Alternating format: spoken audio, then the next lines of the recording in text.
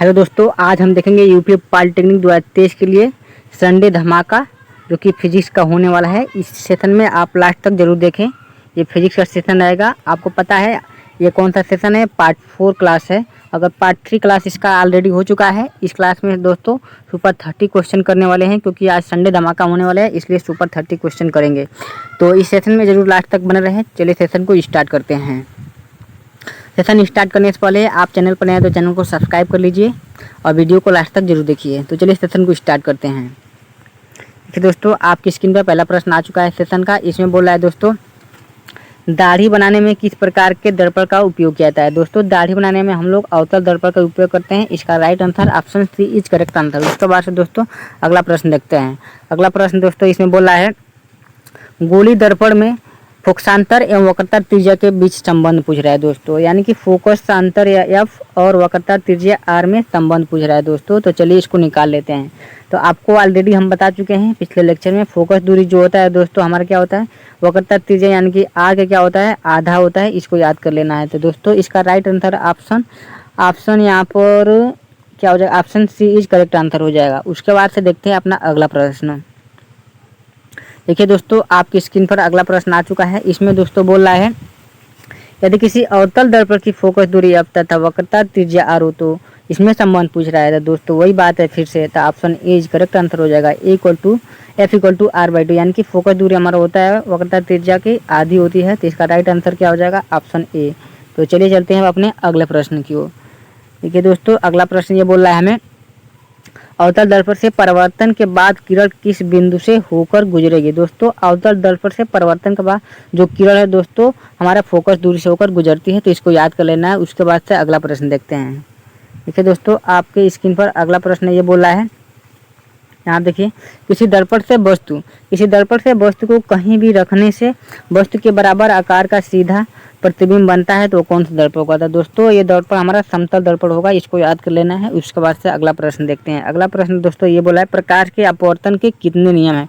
तो दोस्तों प्रकाश के अपवर्तन के नियम पूछ रहा है, कितने नियम है? तो दोस्तों इसका right answer option B is correct answer हो जाएगा। 2 नियम है। तो इसको याद कर लेना है। उसके बाद से देखते हैं दोस्तों अगला प्रश्न दोस्तों इसमें बोल रहा है, प्रकाश का वर्ण विक्षेपण किस उपकरण से संभव है? तो इसको याद कर लेना है दोस्तों। इसका वर्ण विक्षेपण दोस्तों प्रिज्म से ही संभव है। तो इसको याद कर लेना है। उसके बाद से अगला प्रश्न देखते हैं। अगला प्रश्न दोस्तों ये बोला है हमें, किसी गोली दर्पण की वक्रता त्रिज्या 50 सेंटीमीटर हो। ठीक है, वक्रता त्रिज्या बोला है दोस्तों। वक्रता त्रिज्या आपको आर की वैल्यू दिया है 50 सेंटीमीटर और आपसे पूछा है उसकी फोकस दूरी क्या होगी? तो दोस्तों फोकस दूरी इसका पूछ रहा है। तो इसका फोकस दूरी चलिए निकाल लेते हैं। दोस्तों फोकस दूरी निकालने के लिए आपको अभी पिछले क्वेश्चन में क्या बताएं, फोकस दूरी जो दोस्तों हमारा होता है वक्रता त्रिज्या क्या होता है, आधा होता है। तो वक्रता त्रिज्या आपको दिया हुआ है 50 सेंटीमीटर। तो इसमें 2 से भाग कर देंगे तो क्या हो जाएगा, इसका राइट आंसर हो जाएगा 25 सेंटीमीटर, यानी कि 25 सेंटीमीटर इसका राइट आंसर हो जाएगा। Option C is correct answer. उसके बाद से दोस्तों देखते हैं अपना अगला प्रश्न। अगला प्रश्न दोस्तों इसमें बोल रहा है, वक्रता 1 मीटर फोकस दूरी वाले उत्तल लेंस की क्षमता। तो चलिए क्षमता निकालने के लिए एक फार्मूला होता है, क्षमता P इक्वल टू होता है 1/f मीटर होता है। ठीक है, मीटर में होता है। उसके बाद से चलिए निकाल लेते हैं। क्षमता पूछ रहा है आपसे ना, तो क्षमता निकाल रहे हैं। तो ये मीटर में है। आपसे क्या दिया है, 1 मीटर है ये पहले से। अब फोकस दूरी आपको दिया है मीटर में ही, तो 1 मीटर रख लेंगे। उसके बाद से काट लेंगे तो 1 आएगा, यानी कि 1 डायोप्टर इसका राइट आंसर हो जाएगा। तो ऑप्शन दोस्तों बी इज करेक्ट आंसर हो जाएगा। उम्मीद है कि ये सभी प्रश्न अभी तक प्रश्न समझ में आ चुके हैं। तो देखते हैं अब अपना अगला प्रश्न। दोस्तों चैनल पर नए हैं तो चैनल को सब्सक्राइब कर लीजिए, वीडियो को लाइक जरूर कर लीजिए। तो चलिए सेशन को अगला आगे देखते हैं। तो दोस्तों सेशन में अगला प्रश्न आ चुका है। ये बोला है, किसी उत्तल लेंस की फोकस दूरी हमेशा होती है। दोस्तों किसी उत्तल लेंस की फोकस दूरी हमेशा क्या होता है, पॉजिटिव यानी कि धनात्मक होता है। तो इसको याद कर लेना है। उसके बाद से अगला प्रश्न देखते हैं। अगला प्रश्न दोस्तों हमें ये बोला है, प्रकाश का वेग न्यूनतम होता है। प्रकाश का वेग कहाँ पर न्यूनतम होता है? दोस्तों प्रकाश का वेग हमेशा कांच में न्यूनतम होता है। उसके बाद से अगला प्रश्न अब देखते हैं। अगला प्रश्न दोस्तों ये बोल रहा है, अगला प्रश्न दोस्तों इसमें बोल रहा है, निम्न में से कौन सा पदार्थ उत्तल यानी कि निम्न से कौन सा पदार्थ लेंस बनाने के लिए प्रयुक्त नहीं किया जा सकता है? इसमें ऑप्शन आपको दिया है दोस्तों, जल, कांच, मिट्टी और प्लास्टिक। तो दोस्तों आपका लेंस बनाने में मिट्टी का प्रयोग नहीं किया जाता है। इसको याद कर लेना है। ठीक है, उसके बाद से अगला प्रश्न देखते हैं। अगला प्रश्न दोस्तों इसमें बोल रहा है, काल्पनिक प्रतिबिंब होता है। तो काल्पनिक प्रतिबिंब कैसा होता है, सीधा होता है या उल्टा होता है या दोनों होता है, इनमें से कोई नहीं। तो दोस्तों काल्पनिक प्रतिबिंब हमेशा क्या होता है, सीधा होता है, इसको याद कर लेना है। उसके बाद से देखते हैं अपना अगला प्रश्न।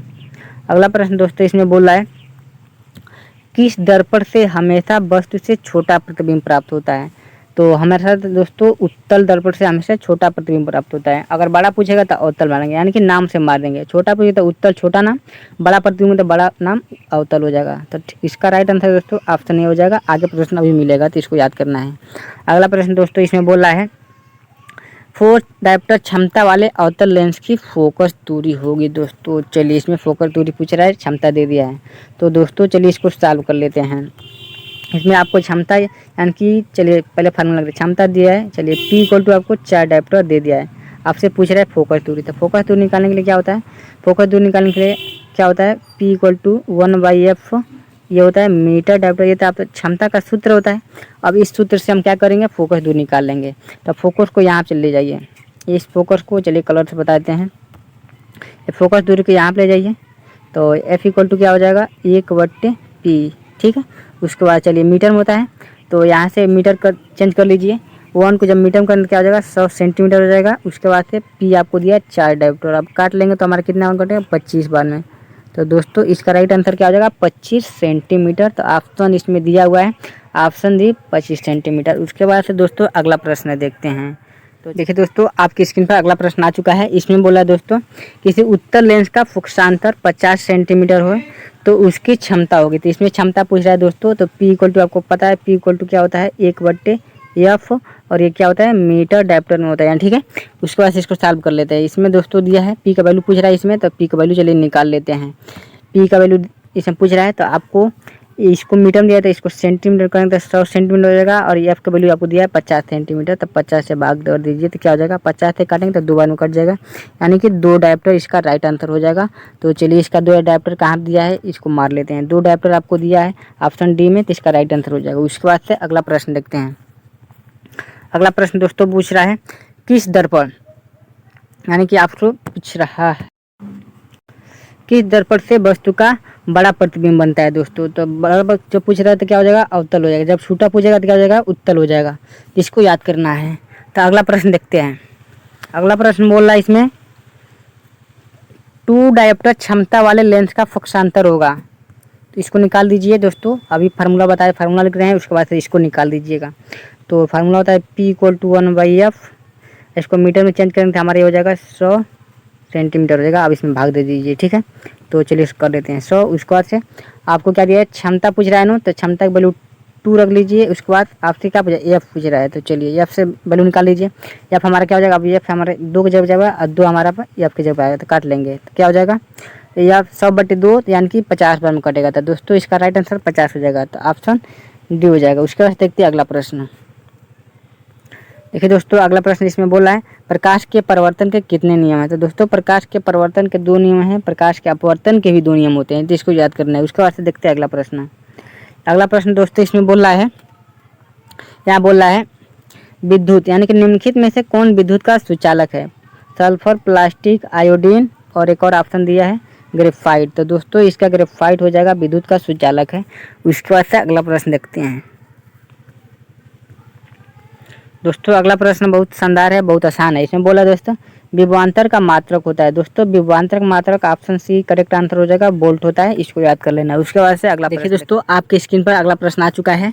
इसमें बोला है दोस्तों किसी बल्ब से 1 मिनट में 120 कूलम का आवेश प्रवाहित होता है तो प्रवाहित धारा का मान होगा, यानी कि आई की वैल्यू पूछ रहा है। तो इनको दोस्तों आई इक्वल टू क्या होता है, आई इक्वल टू Q/T से इसको सॉल्व कर लेंगे।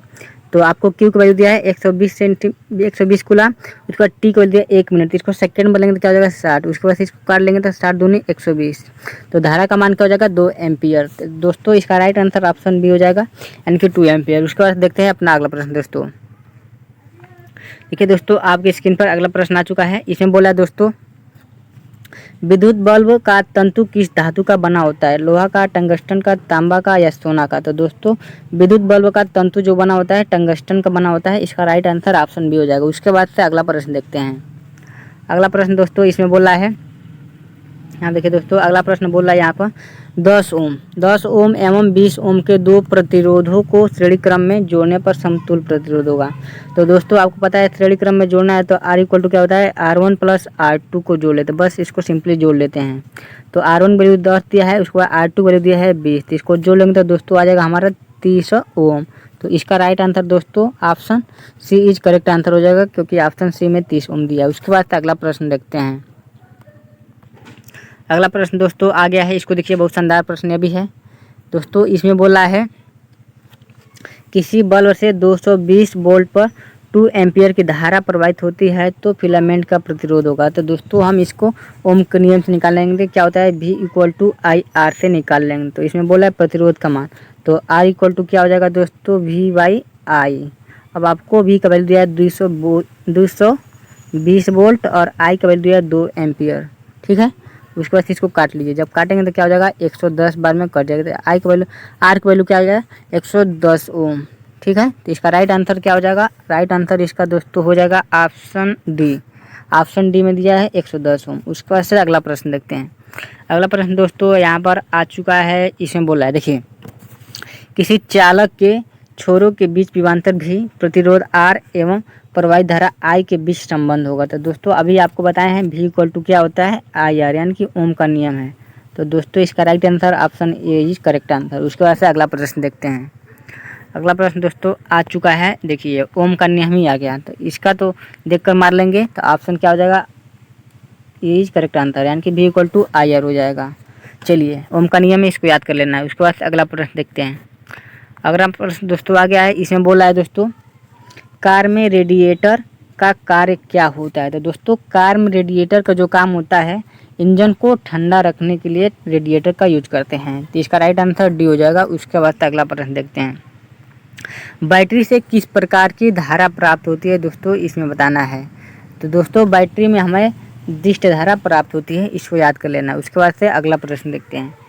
दोस्तों आपका ये लास्ट प्रश्न है, इसको याद कर लेना है, जो कि बहुत शानदार प्रश्न है।